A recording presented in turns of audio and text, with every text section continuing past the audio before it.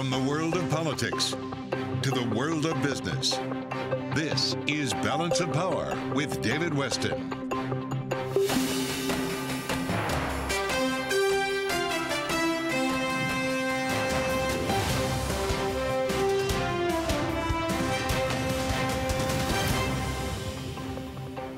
From Bloomberg World Headquarters in New York to our TV and radio audiences worldwide, welcome to Balance of Power. I'm Joe Matthew, in for David Westin. The shockwaves from Jay Powell's speech in Jackson Hole are still rippling through the markets. Economists and investors saying the Fed chair's message was clear.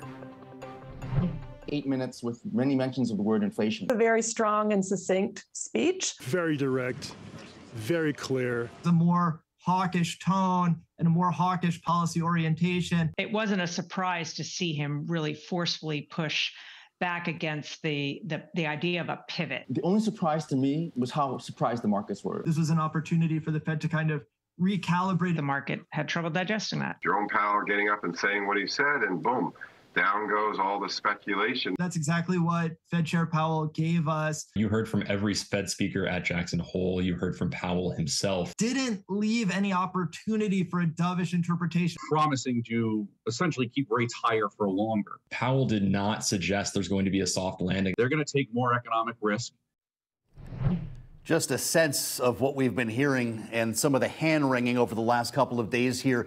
Joining us now to take us through this is Peggy Collins, Bloomberg's Washington bureau chief, with us here on Balance of Power. Peggy, it's great to see you. Everyone woke up with a hangover today in Washington and on Wall Street with regard to Jay Powell's comments on Friday. We kind of picked up right where we left off. But has anything actually changed? If you look at the language he used, and I realize the drama with which it was presented in an 8-minute something long speech, but the language was consistent. Well, I think what changed, Joe, is really that the market sat up and paid attention. So we did have, as you said, a number of Fed presidents signaling that the Fed is going to stay at higher interest rates for longer. But Powell really hammered it home on Friday. And as you said, we're still feeling the ripple effects today. We're in the summer, Fridays in August, a lot of people not at their desk. But today, a lot more are, even though there's still thin trading this week traditionally in August. But I think what people are really digesting is the fact that the Fed is not potentially going to reverse and cut rates as fast as they thought they would potentially. Peggy, as we look forward to the next Fed meeting then, are we going to still hear from the parade of Fed officials, or is that kind of the last statement? Wait for more data, see what happens in September. Oh, no, we have so much more to come, Joe. I think this is going to be a really interesting next few weeks in terms of how the markets digest it. We have jobs numbers coming on Friday. Those are going to be big because Powell did say very clearly at Jackson Hole that they are watching the job numbers closely, not only just the aggregate number of how many jobs are created in a given month, but also that labor participation figure and wages. That's one of the things that's continuing to put pressure on this economy in terms of prices. Peggy, thank you. It's great to see you here in Washington. Bloomberg Washington bureau chief Peggy Collins. And for more on the implications of Jay Powell's speech and the broader outlook for our economy, we're joined by Mark Zandy, chief economist for Moody's Analytics. Mark, it's great to see you. We've been talking about this for months here. You know what the steady kind of messaging has been from the Federal Reserve. What's your take? Did Jay Powell say anything that deserved this much attention? Yeah, I think he did. Two things. One, he told investors that even though he's going to raise rates over the next few months, investors should not expect rates to come down anytime soon after that. I think investors, if you look at futures, were anticipating the rate hikes, but then expecting the Fed to lower rates in the future later next year. He's saying, no, that's not going to happen. We're going to keep rates high until inflation is back down to target. And the second thing is, I think he made, go ahead, Joe. I just wonder if it's the market here. The market had to be convinced, but the messaging from Jay Powell has been pretty consistent. No? Yeah, well, I think he had to reinforce it. I mean, investors, surely would love to see those rates come in a little bit more quickly than I think the chair thinks appropriate. And so I think he's got to continually remind investors of, the situation. We've got very high inflation, 8.5% CPI inflation. We've got to get it back down to 2.5 on the CPI. That's going to take some time and not going to be easy. And I think he just had to make clear to investors that, they're getting a little overly optimistic about things. least in terms of when it comes to interest rates. Senator Elizabeth Warren has also been pretty consistent here, pushing back on the Fed's policy path. We heard from her over the weekend, remembering that even Jay Powell says he can't really do anything about energy prices, can't do anything about food prices. They're focused on the core. So as interest rates keep rising, energy and food could be rising as well. Here's Senator Warren on CNN. Listen to her take. Do you know what's worse than high prices and a strong economy? It's high prices and millions of people out of work. I'm very worried that the Fed is going to tip this economy into recession. So, Mark Zandy, is that the idea here, that since the Fed can't really impact food or energy prices, they have to basically break the economy? They have to get to the job market to bring demand lower? Yeah, well, I don't think that's their intent, right? They don't want to break the economy. They want the economy to bend. They want job growth to slow. We created over 500,000 jobs last month in July. That's way too high. That's well above what you need to maintain stable unemployment. We need something south of 100K per month, and that's their goal. That's their mission. That's what they're trying to do. Slow growth, get down, below 100K, get unemployment maybe notching a bit higher, not mass layoff, but just a little bit higher. Take steam out of wage growth and inflation. But of course, that's pretty easy to say. That's pretty tough to pull off, particularly when you got all these cross currents out there. So thus the recession risks are very high. But so far, it feels like the Fed's kind of threading this needle reasonably well, about as well as anyone could expect, given how difficult this is. Considering what we've been thinking about the last couple of days here since Jackson Hole, what does it tell you about September and this Fed? Or is this still a data-dependent Fed, or do they know what they need to do? Well, it's both, and they got to get inflation down. They got to get inflation. Job number one. Nothing else works unless inflation's back to target. So they got to accomplish that, and they're going to continue to push hard on interest rates until they get there. But I do think they have a path forward without actually pushing the economy into recession. We need a little bit of luck, on the pandemic, the Russian invasion. Yeah. Oil prices can't go up. Hopefully they stay down. Don't go any higher. And if we get a little bit of luck here, with a little bit of deft policy making from the Fed, they should be able to navigate through. But it's going to be close. Boy, you're an optimistic member of the party here watching this happen, Mark. A lot of people think a hard landing is unavoidable at this point. How much luck would be involved in sticking a landing in this environment, knowing that the Fed is not preparing to start cutting rates anytime soon? Well, first, the pandemic has to continue to fade. Each new wave of the virus, and there's more coming, has to be less disruptive than the previous one. This is not so much a deal here, but it's obviously a pretty big deal in China, which is a big part of the puzzle. Second, nothing can go off the rails with regard to the Russian invasion. Oil prices have to stay down. And third, those are the known unknowns. There's the unknown unknowns. We've got to be a little bit lucky there. So I had this nightmare of a Cat 5 hurricane blowing through the Gulf, wiping out a refinery on the Texas coast. Gas prices going back to $5 a gallon, the record high.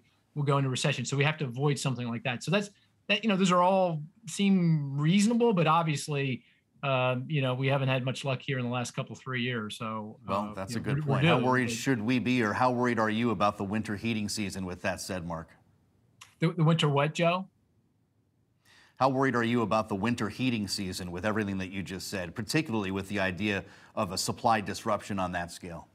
Yeah, well, fortunately, it sounds a little odd, but the natural gas, a lot of this goes to natural gas, and natural gas is kind of bottled up here because there's only so much we can ship overseas through liquefied natural gas. There's, physical constraints on the ability to do that.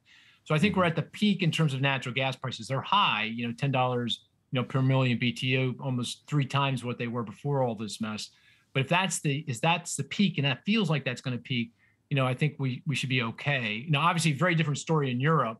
They're struggling with gas prices that are 10 times higher than here, and there's no way to fill the void that being left by the curtailment of Russian natural gas. So that's why their economy is likely to go into recession. But we're fortunate that we've got a lot of gas here, and it's going to stay here because it can't go anywhere else. Mark Zandy, we always appreciate the insights from Moody's Analytics. We thank you. Coming up on Balance of Power, Senator Marsha Blackburn will join us, Republican from Tennessee, fresh off her trip to Taiwan. This is Balance of Power on Bloomberg TV and radio.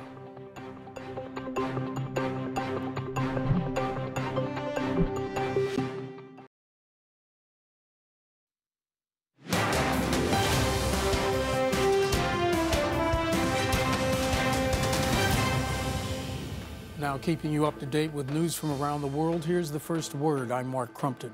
NASA has delayed today's scheduled first launch of a new moon rocket. A problem with one of the rocket's engines forced the postponement. The launch could be pushed back several days or multiple weeks. The uncrewed mission is aimed at testing out the Boeing Space Launch System rocket and Lockheed Martin's Orion capsule. The International Atomic Energy Agency Director General will lead an inspection of the Russian-occupied nuclear power plant in Ukraine this week. Ukrainian President Volodymyr Zelensky has warned that the situation at the plant remains dangerous, even after 2 power units were reconnected to the grid following an outage. The Biden administration has signed an $11 million deal to support a Michigan company that's helping make monkeypox vaccine. The agreement with Grand River Aseptic Manufacturing will allow the company to fill and finish 2.5 million vaccine vials. The shots are made by a Danish company. Filling and finishing is one of the final steps before the vaccines can be used.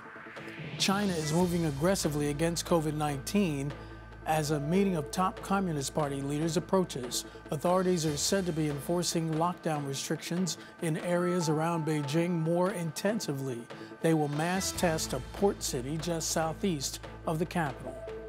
Global news 24 hours a day, on air and on Bloomberg Quick Take, powered by more than 2,700 journalists and analysts in over 120 countries. I'm Mark Crumpton. This is Bloomberg. Tensions on the rise between the U.S. and China as U.S. Navy warships enter the Taiwan Strait for the first time since House Speaker Nancy Pelosi's visit to the island. And joining us now to talk about it is someone who just returned from Taiwan as well.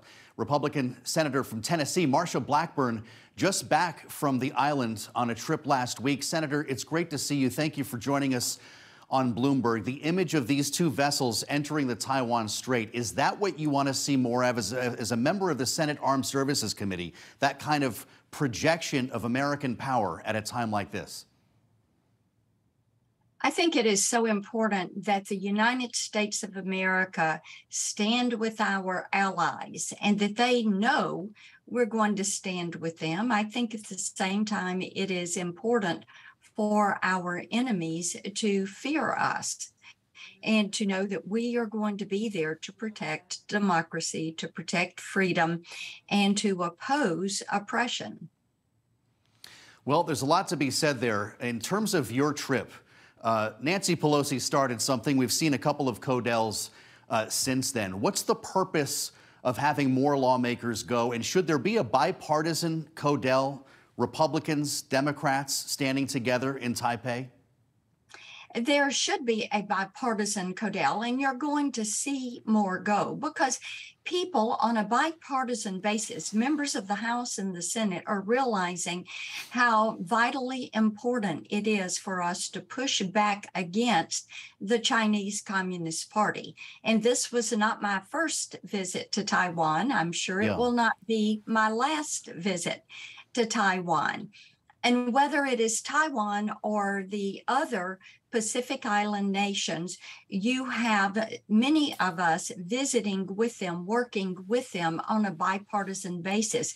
Recently, Senator Schatz and I met with the ambassadors from the Pacific Island nations.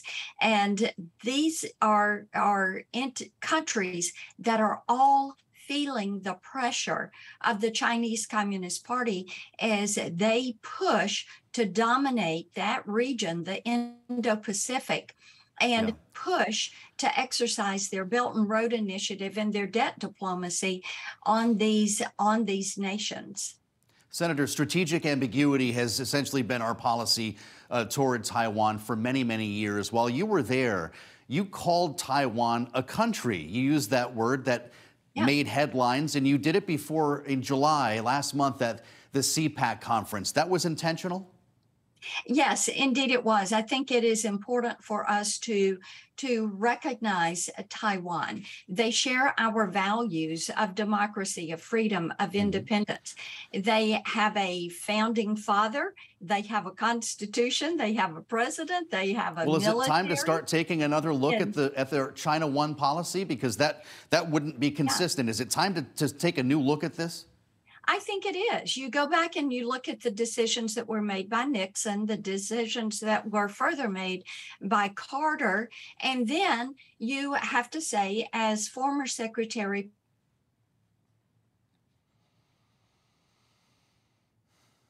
I think the Zoom gods may have joined us as well here as we spend some time with Senator Marsha Blackburn. I'm Joe Matthew in Washington. We'll see if we can reconnect. This is Bloomberg. Jackson Hole. Our expert team is there. Michael McKee, Jackson Hole, Wyoming. What is your baseline? First with news. We will keep at it until we're confident the job is done. First with names. Inflation is too high, and we're going to do what we need to do. Sooner is better, as far as I'm concerned. First with analysis. The Fed has to be harsher than expected. Central bank, mea culpa. You may well see more unemployment. I don't think this is a time to declare victory over inflation. When it comes to the Fed, Bloomberg has you covered first.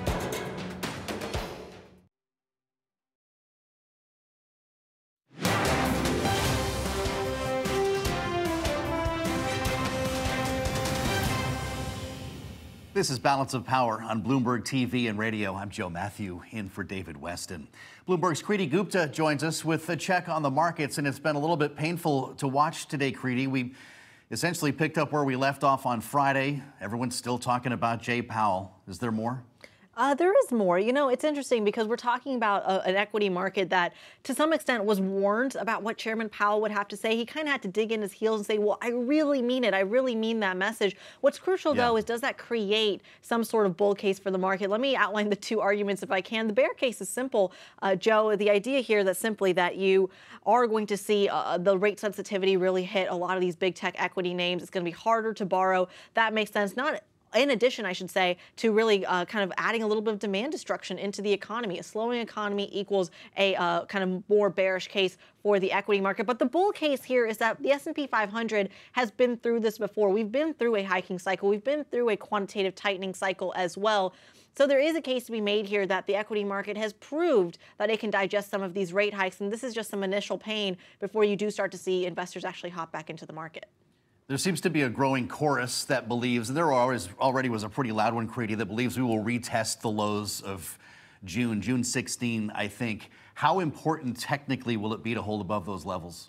Well, it's going to be extremely significant, but I think the consensus here is that no one thinks we're going to go past the selling pressure that we've already seen earlier in the year. The question is just one of participation in the market, and that's where you have to have the retail mania actually kind of feed into the market. They can't just be buying, say, the Bed Bath & Beyonds or the GameStops of the markets. You have to have them actively participating in this market at a time when hedge funds, by the way, are not necessarily diving in with 2 feet, and that's going to be really one of the concerns. How many people are using the equity market more as an options play or as a hedge as opposed to more of a long-term investment? We've been keeping an eye on energy prices, of course, Kriti, but today specifically European energy. The moves between Friday and today have been remarkable. You know, it's fascinating when we're talking about the energy story because specifically when it comes to Germany, remember Germany was largely considered as one of the countries that really wasn't going to be dealing with this kind of gas crisis very well. They, of course, are the most exposed to that Russian dependency story. And of course, no one wants to deal with a German winter as well. So one of the concerns here was that simply their storage facilities were not amped up enough. They were not prepared for the winter that's coming in about 3-ish months. But Joe, the data over the weekend shows that, well, actually, they're doing better than expected in terms of some of those major kind of moves to store up more gas. And remember, we know Olaf Scholz, the president, has been going to various places, Qatar, Canada as well, to kind of shore up some of that gas supply and actually create that longer term plan for German dependency to really come off of Russia. And even in the face of that, simply those storage plans that were revealed over the weekend, well, they've now been pressuring the European gas futures, essentially the idea being that demand pressure, well, it's not as strong as it was as a couple of days ago. I want to ask you about the retail investor, Kriti. When you back off this market and look back to that remarkable rally that we had that few saw coming over the summer. A lot of folks piled back into the big tech stocks that were, of course, stars during the COVID period, and we're seeing interest rates rise and earnings estimates decline. Are they going to find themselves regretting those moves here? What's going to drive the next round of buying? You know, it's coming at a time when you have a lot of these major tech players specifically actually start to explore stock splits. Tesla, for example, now trading with a 300 handle. That makes it a little bit more accessible to the retail base. And this is the point I was making earlier with Bed Bath & Beyond. You can't just have the smart money in this market anymore. You do have to have the retail bit. And it's not just your retail traders who are trading perhaps some of these popular names. You have to have the likes of endowments, for example, mutual funds, even passive ETF investors hop into this market. Really, I think the cues here are going to be ultimately buy some of the bigger players in the market, the smart money that still is slowly dipping their toe back into tech, but really isn't fully convinced with that argument, because at the end of the day, tech still is a defensive play in a lot of ways, but it's still extremely exposed to the rate story as well. You think this market moves much between now and the next Fed meeting, or is that going to be kind of the driver here? The Fed is data dependent, the market is Fed dependent.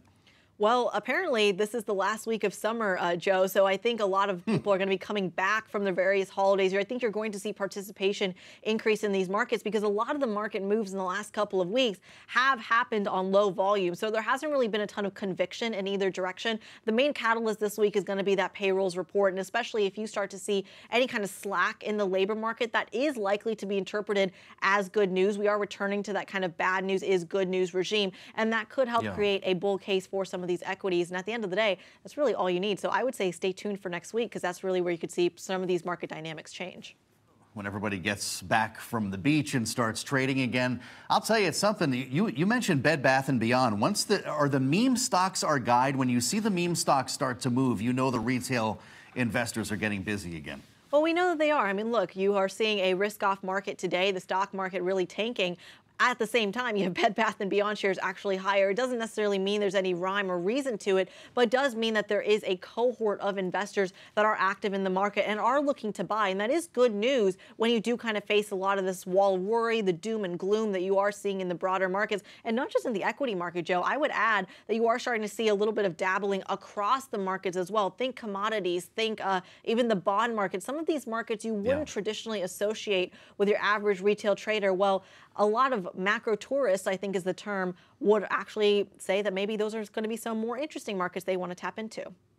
Great information, great talk. Kriti Gupta, we thank you. You can catch Kriti again in the 1 p.m. Eastern hour right after this program on Bloomberg Markets. Coming up, primary season is coming to an end. So where does that leave the race to control Congress? We'll check in with our political panel on Balance of Power, Bloomberg TV and Radio.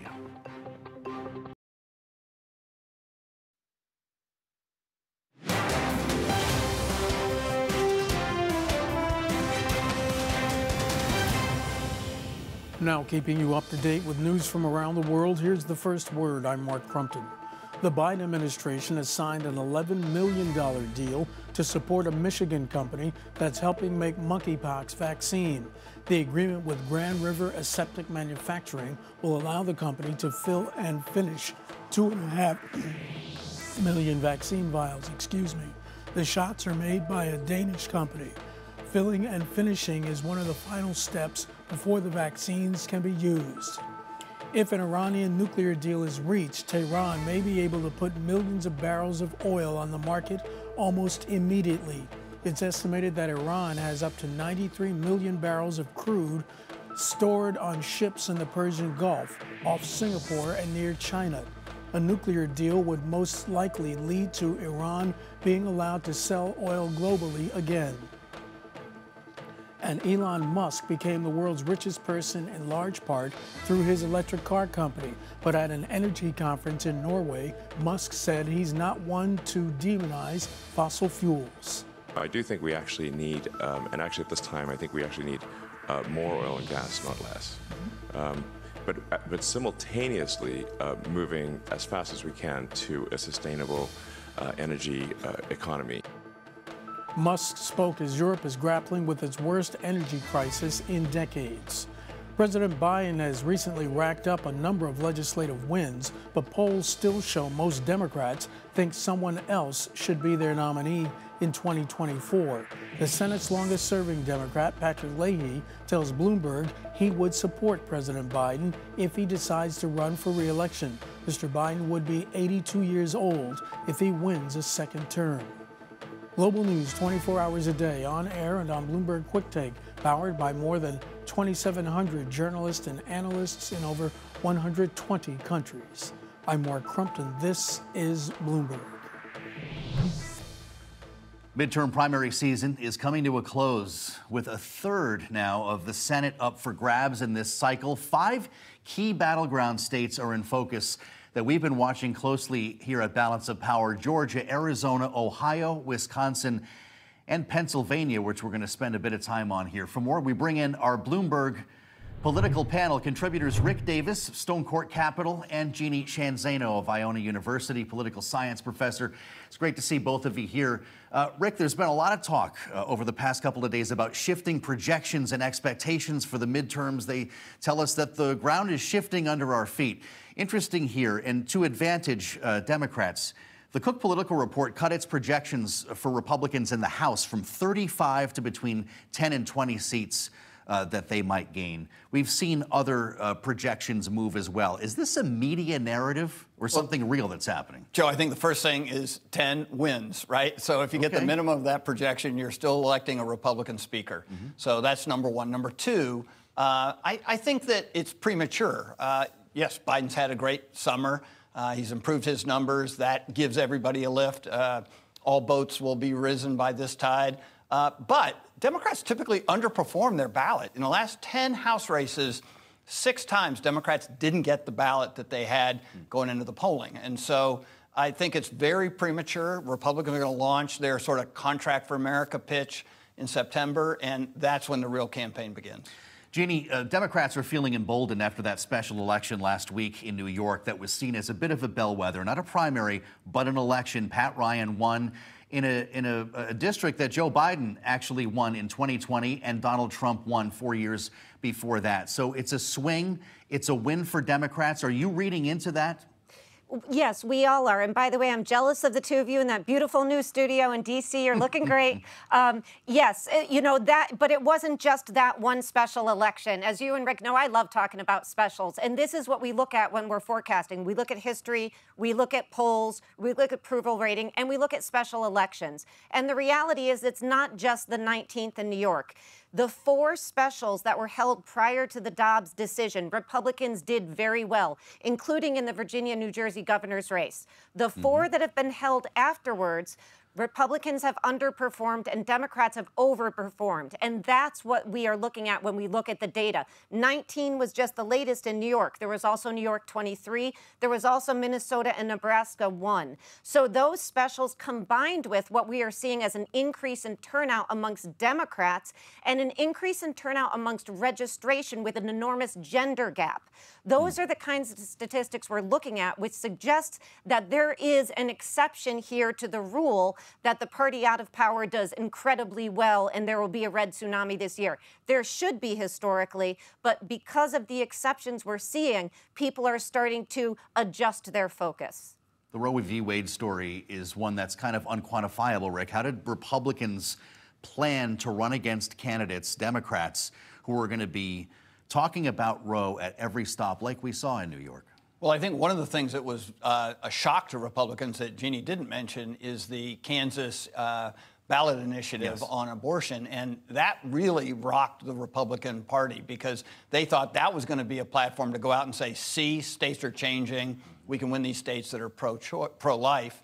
And I think that was a big setback for planners who are looking to launch the fall campaign around that. It's going to be difficult to predict, though, its impact, whether it increases turnout, whether it actually changes minds at the polls, Rick. Well, as Jeannie said, the models don't lie, right? I mean, intensity definitely is up with Democrats. The ballot, the generic ballot between Republicans and Democrats have shifted almost 5 points in the last 4 months. So it's definitely advantaged Democrats now in the numbers. The question is, Is this just ephemeral? Is it going to fade come the end of the summer when people really tune in to start thinking about who they're going to vote for in the general election? Jeannie, I mentioned some of the battleground states we're watching. Pennsylvania is going to be the center of the political universe this week. Apparently, Joe Biden goes tomorrow.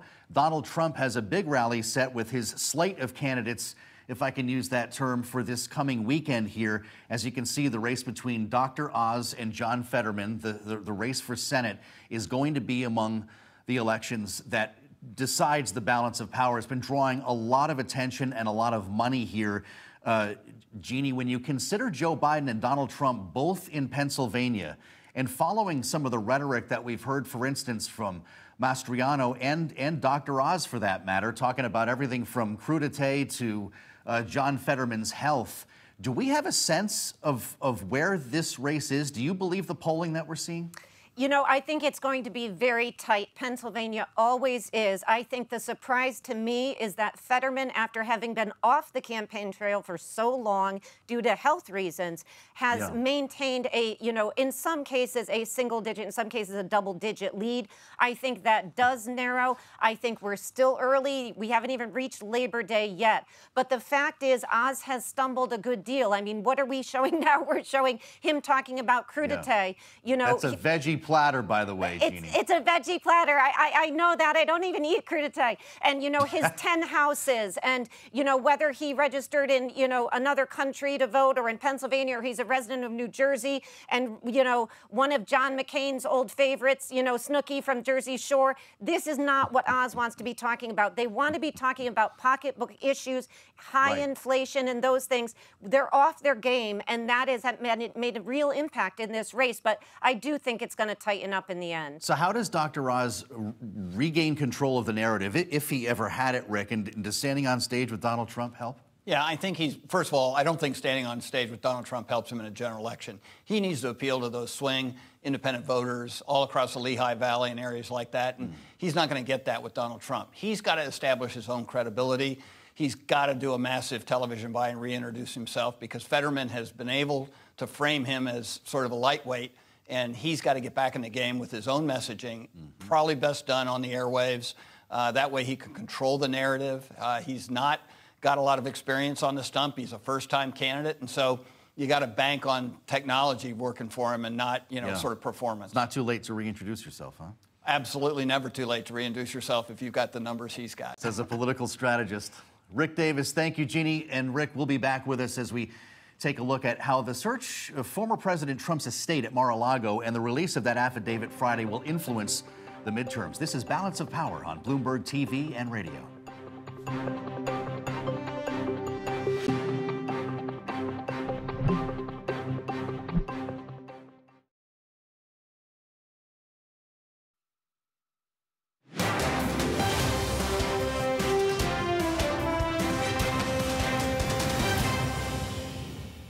This is Balance of Power on Bloomberg TV and radio. I'm Joe Matthew, in for David Westin.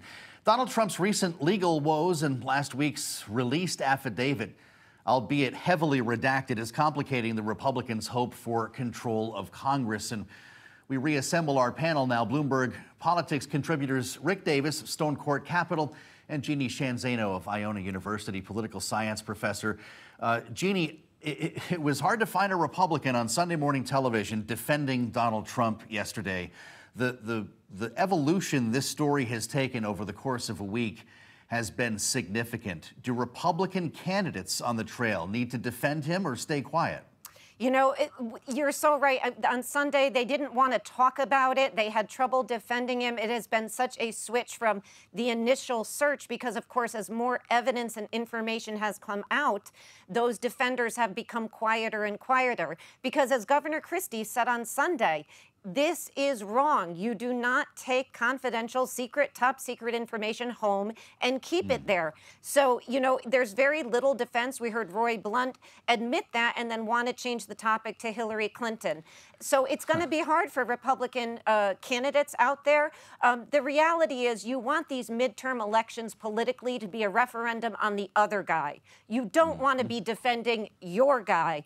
And that's been the problem. And I think that's what Republicans are going to be confronting as they move from the primary season to the general election, because, of course, in the general, you've got more moderate voters, the swing independent voters, for whom by 2020, they were exhausted of Donald Trump, and we're going to see that exhaustion once again if he maintains the focus that he has for the last few weeks. This was seen as a boon to Trump when the search first happened, Rick, and we weren't quite sure why or what they were looking for. Since then, we've heard a lot of Republicans call out the timing of this, maybe not necessarily defend Donald Trump's behavior, but the fact that the Department of Justice, who had been trying to get these documents for months and months, finally issues the search warrant here, or gets the search warrant just weeks before the midterm elections. Would you be consulting candidates in pursuing those talking points? You know, I think Jeannie's right. First of all, the last thing you want to be talking about is something that actually doesn't draw a difference between Republicans and Democrats, right? I mean, so what you want is contrast, and contrast right now is on big economic issues like inflation, you know, and the economy and jobs and these kinds of issues that you can actually find a difference in. It's hard, as we were just talking about, to find Republicans who actually want to draw this contrast now. Timing is never good when you ask the FBI to raid a former president's house. There's no such thing as a good date for that. But the reality is that we've had the FBI impact elections before in 2016, and I think that creates a hurdle for the Justice Department to really manage this process so that all of a sudden, at the end of October, we don't have something happening that could potentially rock the outcome. James Comey was just within days, Jeannie, of the election. I think it was 11 days when he issued the Hillary Clinton memo. Are you starting to have nightmares about that as we approach November? Gosh, you know, if that happens again, you know, the reality is Donald Trump was a drag on Republicans in 1820, and it looks again they may underperform. They may. It's a ways off in 2022. And this is not because of anything the FBI has done or anything else. It's because to win these elections, you have to win moderate, independent swing voters in these states. And it's different when you're in a primary, when you're getting a very small number of people out versus these general elections. And the Republican Party knows that. They want to focus on inflation, gas prices. They want to focus on Joe Biden's stumbles in Afghanistan and other places. And they've been unable to do that. That's the problem these candidates are facing. You talk about contrasts, Rick. You hear, of course, Democrats being called Marxist communists on a fairly regular basis. But last week at a fundraiser, the president of the United States, Joe Biden, referred to MAGA Republicans as semi-fascists. Is that dangerous talk for the office holder, for Joe Biden, who promised bipartisanship when he came into office? Yeah, it's certainly out of character for Joe Biden to be laying down that kind of a message. That is a very tough message for the President of the United States to call any Americans fascist. And so I think that actually did him more harm than good, because now we're talking about his comments about that and not about his, big successes in Congress or his improved poll ratings. And so, if anything, that will get the base of the Republican Party more motivated, not less motivated. I don't think his problem is motivating the Democrats. I think the concern that the Democrats should have is that he actually pumps up the numbers for Republicans. Many thanks to Rick Davis, Stonecourt Capital partner, along with Jeannie Shanzano, Iona University political science professor. They make up our political panel here at Bloomberg. Coming up, NASA scrubs the test flight of the rocket to the moon after an engine issue this morning. We'll have more on that next. On the future of NASA as well, this is Balance of Power on Bloomberg TV and radio.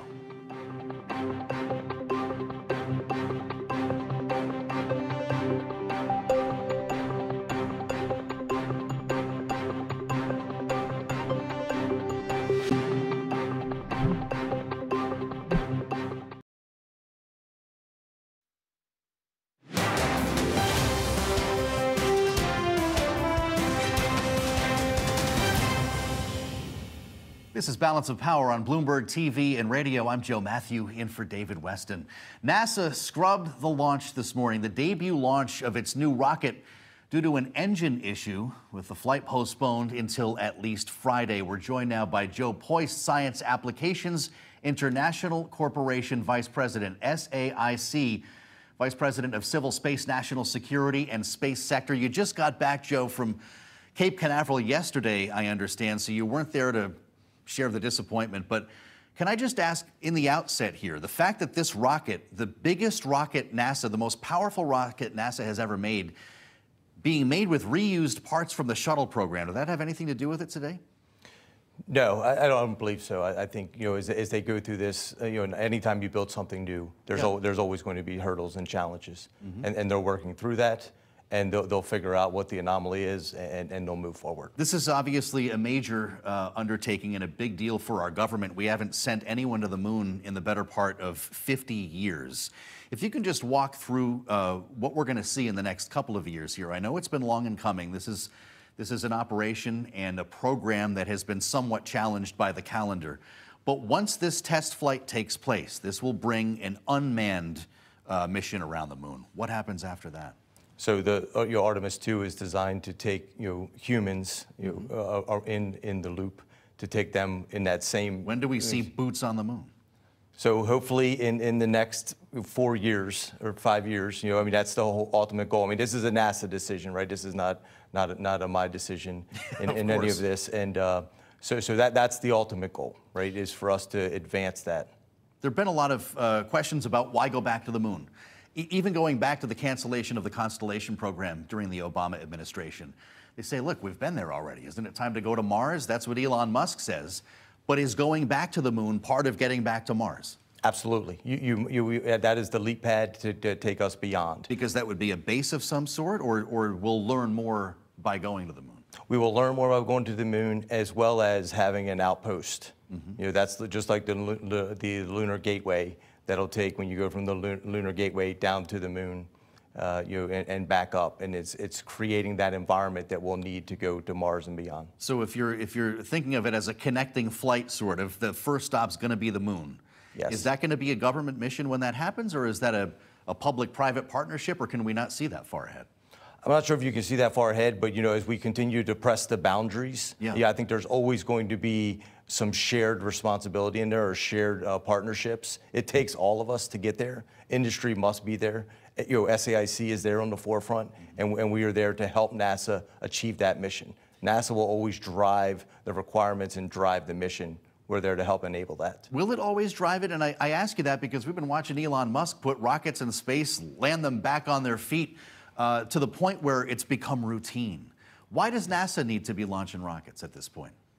So speaking of in the terms of going deeper into space, and as NASA went to commercialize the low Earth orbit launch capacity, and as we get there, I think the ultimate goal probably would be to commercialize more and more. The more that we can do, NASA will do the one of a kind and continue to press that envelope for that new technology, that new innovation. And as it becomes more standard, more assembly line, then you move into the commercialization. We're looking at our future unfold here on the screen through digital imagery.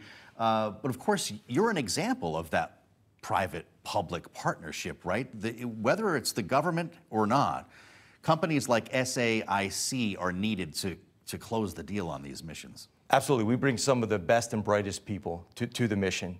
As we go through, as you know, we do the safety and mission assurance, as well as the independent verification and validation for NASA. And our people are on the ground, integrated with the NASA team, and we are ensuring that the safety is there and ensuring NASA is successful in all aspects of what they're working towards. I've long said that once people see a Chinese flag or a flag from any other nation on the moon, they're going to suddenly care about going back again. Do you feel like people are involved, people are paying attention? Is America behind this? I believe so, right? I mean, this is what we've been, since the cancellation of shuttle, and there hasn't been that. People are excited about the other commercial launches, but this one is a huge deal because it is not just a launch. It is the springboard to something that is so much better. Yeah. It's so much more of putting those boots, the first woman, the first person of color on the moon. This is exciting. This allows the next generation to be, inspired and ready and get back engaged and have fun. Well, let's hope we can get this thing up maybe as soon as Friday. With the idea of 2 Americans walking on the moon in the next couple of years. Absolutely. Joe Poyce, thank you so much. Science Applications International Corporation, VP of Civil Space, National Security and Space Sector. Thanks for being with us today on Bloomberg. Check out the Balance of Power newsletter. You can find it on the terminal and online. And coming up, Balance of Power continues on the radio. I'll meet you there. I'm Joe Matthew in for David Westin. This is Bloomberg.